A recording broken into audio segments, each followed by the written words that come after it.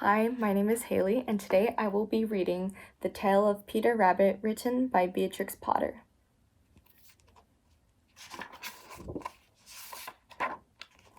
Once upon a time, there were 4 little rabbits, and their names were Flopsy, Mopsy, Cottontail, and Peter.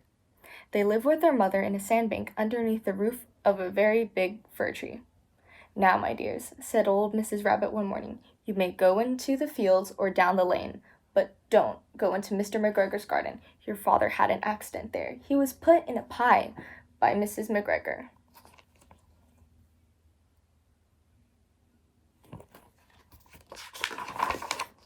"Now run along and don't get into mischief. I'm going out." Then old Mrs. Rabbit took a basket and her umbrella and went through the woods to the baker's. She bought a loaf of brown bread and 5 currant buns.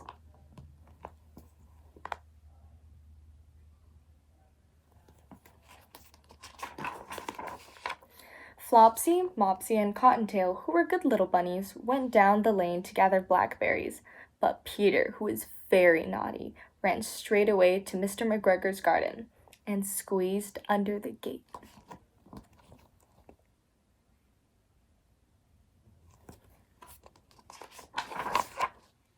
First, he ate some lettuce and some French beans, and then he ate some radishes, and then, feeling rather sick, he went to look for some parsley.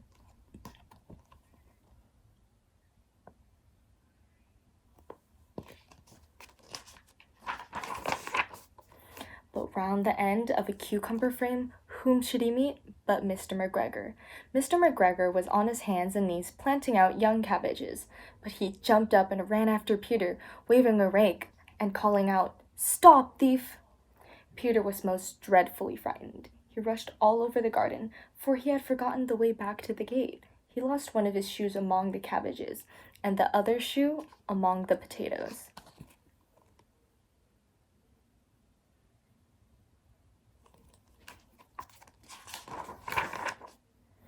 After losing them, he ran on 4 legs and went faster, so that I think he might have gotten away altogether, if he had not unfortunately run into a gooseberry net and got caught by the large buttons on his jacket. It was a blue jacket with brass buttons, quite new. Peter gave himself up for lost and shed big tears, but his sobs were overheard by some friendly sparrows, who flew to him in great excitement and implored him to exert himself.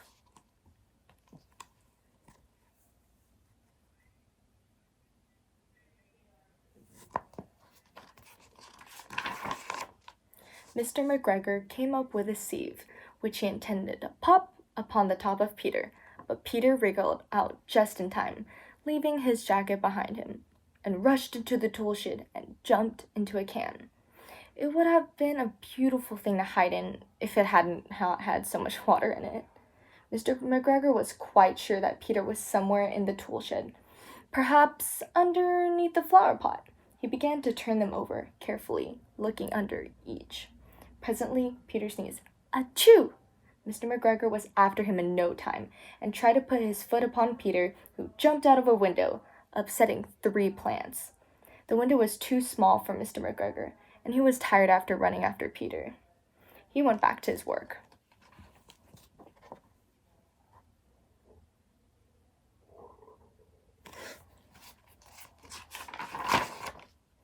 Peter sat down to rest. He was out of breath and trembling with fright, and he had not the least idea of where to go.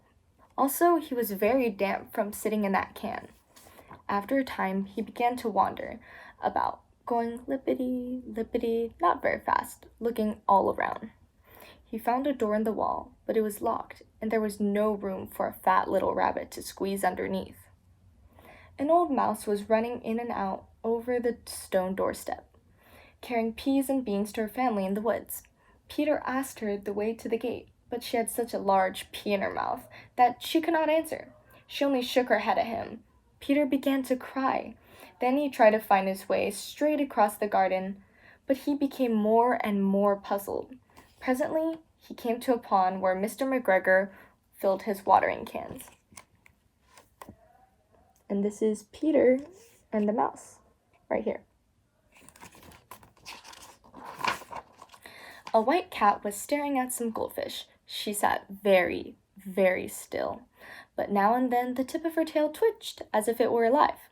Peter thought it was best to go away without speaking to her. He had heard about cats from his cousin, little Benjamin Bunny.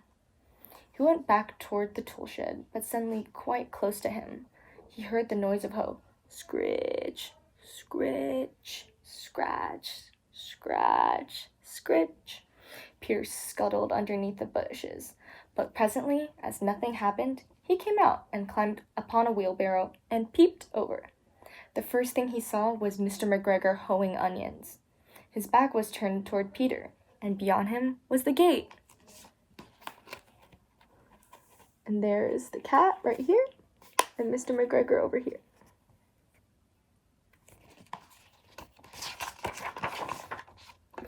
Peter got down very quietly off the wheelbarrow and started running as fast as he could go along a straight walk behind some black currant bushes.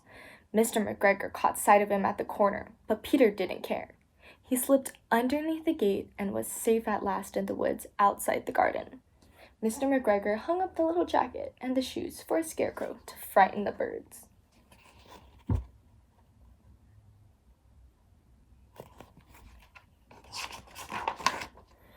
Peter never stopped running or looked behind him till he got home to the big fir tree. He was so tired that he flopped down upon the nice soft sand on the floor of his rabbit hole and shut his eyes.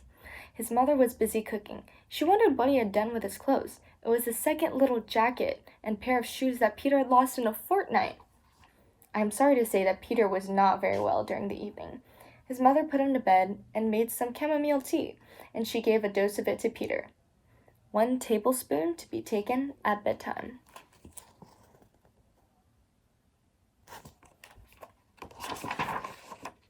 But Flopsy, Mopsy, and Cottontail had bread and milk and blackberries for supper. The end. Thank you for listening.